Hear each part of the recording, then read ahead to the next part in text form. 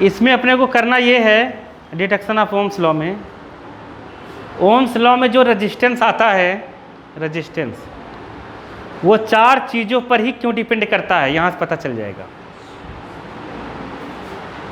नहीं आया। रेजिस्टेंस 4 चीज़ों पर ही क्यों डिपेंड करता है और रेजिस्टिविटी 2 ही चीज़ों पर क्यों डिपेंड करता है, डिडक्शन ऑफ ओम्स लॉ से पता चल जाएगा। चले ध्यान से अब सुनना बालक।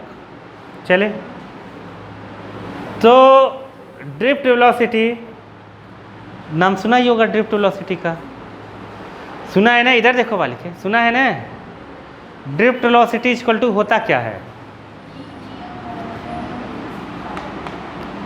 E M upon tau. हम ये क्यों ले रहे हैं ओम्स लॉ को करने के लिए, क्योंकि कंडक्टर में जो जो चीज़ें हैं वो हम लेंगे यहाँ पर, ठीक है, समझ गए? अब अपने को आई चाहिए, क्या चाहिए? देखो जब ओम्स लॉ जो कहा गया है, अब ध्यान से सुनना, ये तो ड्रिफ्ट वेलोसिटी फार्मूले से हो गया। तो ओम्स लॉ में है क्या, v रहता है और क्या रहता है, I रहता है। v डायरेक्टली प्रोपोर्शनल क्या होता है, अगर ओम्स लॉ डिराइव करना है अपने को, ओम्स लॉ चाहिए, ये v और I का फॉर्म यहाँ चाहिए, चाहे जैसे। आया स्टोरी आया कि नहीं, मैं क्या कहना चाहता हूँ? ये तो ड्रिफ्ट वेलोसिटी से आ गया, ये मैग्नीट्यूड है, ये क्या है, यहाँ माइनस लगाने की ज़रूरत नहीं है। ध्यान से सुन लो एकदम, जब हम यहाँ माइनस लगाएंगे, वेक्टर लगाएंगे, तब यहाँ माइनस लगाना है, ठीक है? आया? यहाँ माइनस लगाना नहीं है। अब हम लोगों को v और I चाहिए। तो अभी अभी लेटेस्ट हम लोगों ने पढ़ा relation between V D and I है। तो I इक्वल टू क्या होता है, N E A V D.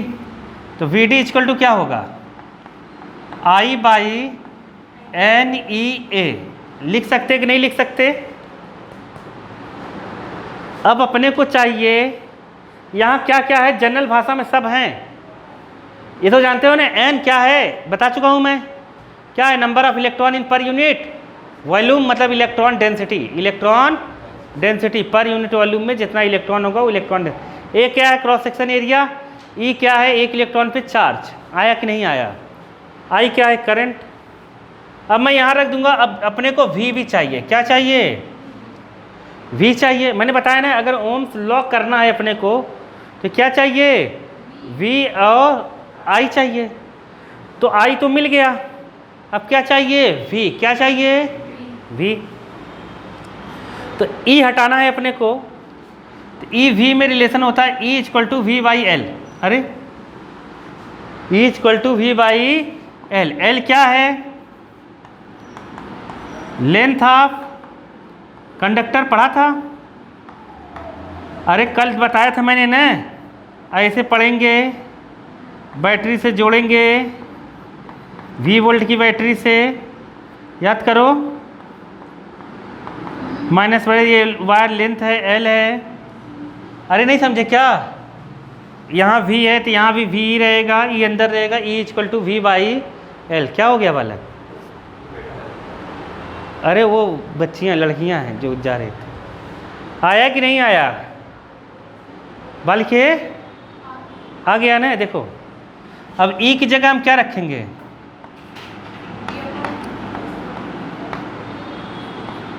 E यहाँ पर V अपॉन एम एल और यहाँ पर टाउ। आ गया कि नहीं आया? अब V बाई आई निकालना है अपने को। आई इधर आएगा तो V बाई आई हो जाएगा। हम लोग ओम्स लॉ में पढ़े थे ना, ये हटता है तो एक कांस्टेंट आता है V equal to I R. तो V by I equal to R एक कांस्टेंट है। R क्या है, एक। तो आई इधर कर दो, बाकी सबको इधर कर दो। तो V बाई आई इसके नीचे हो गया, बाकी सबको इधर करोगे, इसको यहाँ से कितना आ जाएगा, एम एल। क्या आ जाएगा, एम एल। और नीचे क्या आ जाएगा, एन ई स्क्वायर ए, एन ई स्क्वायर ए इधर आएगा, एन स्क्वायर ए टाउ। अरे समझे कि नहीं समझे? नहीं समझे?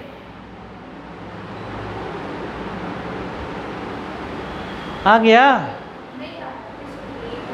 ये आया कि नहीं आया? क्रॉस कर दो, देखो इसको यहाँ कर दो, इसको यहाँ कर दो, V, या फिर ऐसे करो, इसको यहाँ करो, इसको नीचे करो, इसको नीचे करो, I को इधर कर दो। समझ गए ना? अरे V बाई I इधर तो नहीं करने आया? एकदम पगले हो क्या तुम लोग, मूर्ख हो। देखो तुम्हें आगे, दूसरे को तो नहीं आया ना। देखो ये है टाउ, ठीक है, अपने को V बाई I चाहिए। क्या चाहिए? V by I। तो I यहाँ अपॉन में लिख दो इसके, और जो अपॉन में है ना उसको यहाँ लिख दो, जो यहाँ इनटू में है उसको नीचे लिख दो। आया? नहीं आया? ये टाउ इधर अपॉन में आएगा, ये ई इधर अपॉन में आएगा। नहीं आया? तो इधर अपॉन में आएगा तो N E square A tau upon में आएगा, तो उसके बगल में टाउ एम एल यहाँ ऊपर चला जाएगा। आया कि नहीं? तो ये क्या एक कांस्टेंट है, ये देखना है। तो ये एक कांस्टेंट है। जैसे हम कंडक्टर ले लिए ना, एम इलेक्ट्रॉन का मास है। क्या है? इलेक्ट्रॉन का मास। एल क्या है? लेंथ है, वायर की लेंथ भी यहाँ पर कांस्टेंट हो गई। एन क्या है? नंबर ऑफ इलेक्ट्रॉन, ये भी यहाँ एक जो भी मेटल होगा उस हिसाब से होगा। ई तो चार्ज है, एक क्रॉस सेक्शन एरिया फिक्स है यहाँ पर। टाउ रिलैक्सेशन टाइम भी फिक्स ही रहेगा जब लगाएंगे हम। तो ये कांस्टेंट हो गया आर अपना। क्या हो गया? आर। तो मतलब ये ओम्स लॉ का डिडक्शन हो गया। तो मतलब आर कितना आया constant? M L N E square A tau. समझ में आया कि नहीं आया? ये आर आ गया। ये सब कांस्टेंट है वाला के कंडक्टर के लिए, एक फिक्स्ड कंडक्टर के लिए। आया? ये सब कांस्टेंट है। तो अब आर जो है किस पर डिपेंड करेगा? अब ध्यान से सुनना, आर किस पर डिपेंड करेगा? तो तुम देखोगे, लिख लिया? ये कोने वाली बात है, लिख लिया ना? आर किस पर डिपेंड करेगा? ये दोनों ने E V by L V D I by A, इसके साथ लिखना यहाँ बगल में, क्योंकि हमने वैल्यू रखी है। इसके साथ ही इसके बगल में लिखना, बाकी सब कोने में लिख दोगे चलेगा। ध्यान से सुनो, इधर देखो, अब ध्यान से सुनना। m जो है ना वो है इलेक्ट्रॉन का मास। क्या है? तो r इलेक्ट्रॉन के मास के डायरेक्टली प्रोपोर्शनल नहीं हो सकता। ये कांस्टेंट फिक्स है। दो तरीके के कांस्टेंट होते हैं। कितने तरीके के? एक आर्बिट्रेरी कांस्टेंट होता है। कौन सा कांस्टेंट? आर्बिट्रेरी। आर्बिट्रेरी कांस्टेंट वो कांस्टेंट होता है जिसकी वैल्यू बदलती रहती है। जैसे यहाँ l है, लेंथ कम ज़्यादा हो सकता है, और m प्योर वाला कांस्टेंट है। इलेक्ट्रॉन का मास को बदल नहीं सकते हम। नहीं आया? नहीं आया? कांस्टेंट कितने टाइप के होते हैं? तो एक आर्बिट्रेरी और एक जिसके मास को, जिसके वैल्यू को चेंज ही नहीं कर सकते। तो L आर्बिट्रेरी कांस्टेंट है। आया समझ में? L कम ज़्यादा हो सकता है, लेकिन M का मास कभी कम ज़्यादा नहीं हो सकता। नहीं आया? आया? तो R जो है वो डायरेक्टली प्रोपोर्शनल होगा किसके? L के। R इन्वर्सली प्रोपोर्शनल होगा यहाँ से किसके? A के। देखो चार्ज, इलेक्ट्रॉन पे चार्ज, ये भी एक फिक्स्ड कांस्टेंट है। कौन? इलेक्ट्रॉन पर चार्ज। ई का मतलब इलेक्ट्रॉन पे चार्ज। इसको भी हम बदल नहीं सकते। नहीं समझ पाए? इसको भी हम बदल नहीं सकते। ठीक है, तो ये दोनों हटा देंगे। तो मतलब आर प्रोपोर्शनल में किसके हो गया? इन्वर्सली प्रोपोर्शनल एन के। किसके? आर इन्वर्सली प्रोपोर्शनल किसके हो गया? टाउ के। इसलिए आर कितनी चीज़ों पर डिपेंड करता है? 4 चीज़ों पर। कितनी चीज़ों पर? ये दोनों तो तुम समझ गए थे। एन पर कैसे डिपेंड करता है? अब ध्यान से सुनो, ध्यान से सुनो। एन क्या है यहाँ पर? एन क्या है? Number of electron. क्या है? Number of electron in per unit volume. अब ध्यान से सुनना मैं क्या बोलने वाला। इसे कहते हैं इलेक्ट्रॉन डेंसिटी। क्या कहते हैं? Electron density. समझो अब चीज़ों को, इधर देखो।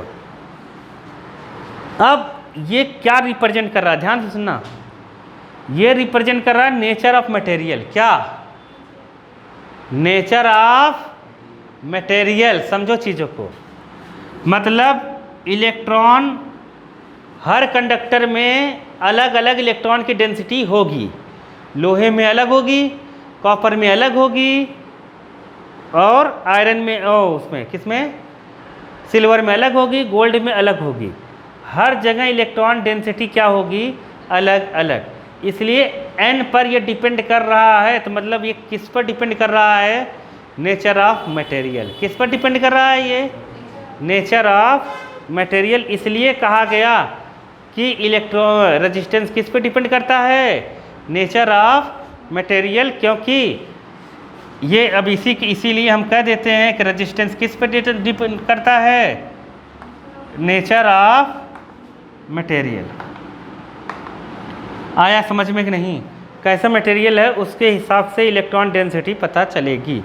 आया समझ में? मटेरियल में मेटल है। ये क्या है? मेटल। आया कि नहीं आया? ये चौथा किसके लिए होगा फिर बताओ? चौथा किसके लिए होगा? ये फोर्थ वाला किसके लिए होगा? टेम्परेचर के लिए। किसके लिए? ये टाउ है क्या? कल मैंने बताया था रिलैक्सेशन टाइम। क्या है? रिलैक्सेशन टाइम क्या होता है? नंबर ऑफ इलेक्ट्रॉन्स का सक्सीसिव कोलिजन का एवरेज टाइम। क्या है? Average time of successive collision of electrons. लगातार इलेक्ट्रॉन सक्सीसिव मतलब जो एक के बाद एक हो रहा है। नहीं समझ पाए? उस इलेक्ट्रॉन का कितना है, कोलाइड करने में कितना समय ले रहे हैं एक दूसरे से, मतलब कितनी देर बाद कोलाइड कर रहे हैं, कोलिजन कर रहे हैं, उसका एवरेज जो होता है वो क्या होता है? टाउ। कल बताया था ना मैंने, समझ गए थे ना कल? तो जब टेम्परेचर बढ़ता है, जब टेम्परेचर बढ़ता है तब कोलिजन का समय कम हो जाता है। कोलिजन का समय क्या हो जाता है? तो जब ये कम होगा तो क्या बढ़ जाएगा? रेजिस्टेंस। क्या बढ़ जाएगा? जब समय, जैसे टेम्परेचर बढ़ाओ तो धीरे से जाके कोलाइड कर भाग से जाएगा, इसे कोलाइड करेगा नहीं सच, कम समय लगेगा।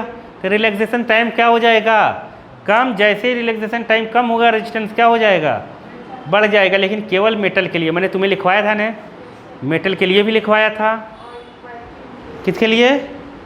सेमीकंडक्टर के लिए लिखवाया था, एलॉय के लिए लिखवाया था। मेटल के लिए क्या लिखवाया था? टेम्परेचर के साथ रेजिस्टेंस क्या होता है? बढ़ता है। अरे पर लिखवाया था ना, मतलब टेम्परेचर जो होता है, टेम्परेचर डायरेक्टली प्रोपोर्शनल है, इन्वर्सली प्रोपोर्शनल है किसके? रिलैक्सेशन टाइम के। Temperature inversely proportional relaxation time के। इसलिए आर डायरेक्टली प्रोपोर्शनल हो जाता है टेम्परेचर के लिए। लेकिन किस लिए? किसके लिए? ये प्योर मेटल के लिए। सेमीकंडक्टर के लिए उल्टा लिखवाया होगा मैंने, सेमीकंडक्टर के लिए इन्वर्सली लिखवाया होगा। सेमीकंडक्टर के लिए इन्वर्सली लिखवाया था ना, और एलॉय के लिए लगभग काम नहीं करेगा। एलॉय के लिए टेम्परेचर से कोई ज़्यादा मतलब नहीं रहता, रेजिस्टेंस एक हाई फिक्स बना दिया जाता है।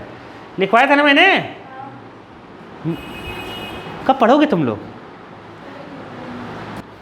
रजिस्टिविटी के बारे में कुछ जानते हैं फिर? जैसे रजिस्टेंस 4 चीज़ों पर डिपेंड कर दिया, रजिस्टिविटी 2 पर ही क्यों डिपेंड करता है? देखना अभी ये रजिस्टेंस है, तो रजिस्टिविटी क्या होती है? रजिस्टिविटी होती है, पढ़ा है हम लोगों ने ना। अब क्या पढ़ा तुम लोगों ने? आर होता है, ए होता है, बाई एल होता है कि नहीं होता है?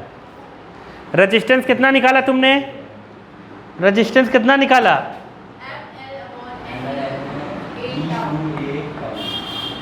M L E square A tau A L, A से ए कटा, एल से एल कटा। तो रजिस्टिविटी किसके बराबर हो गई? रजिस्टिविटी किसके बराबर हुए? M N E square tau. मैंने बता ही दिया था अभी, एम तो प्योर कांस्टेंट है, ई भी प्योर कांस्टेंट है, चार्ज भी फिक्स है, ये भी फिक्स है, लेकिन ये दोनों मटेरियल के साथ बदलते रहेंगे। आया समझ में? नहीं, ये टेम्परेचर के साथ बदलता रहेगा टाउ, ठीक है। इसीलिए रो केवल कितने चीज़ों पर डिपेंड करता है? 2 चीज़ों पर। कौन कौन से? एक नेचर ऑफ मटेरियल और दूसरा टेम्परेचर। आया कि नहीं आया? आया? नहीं आया?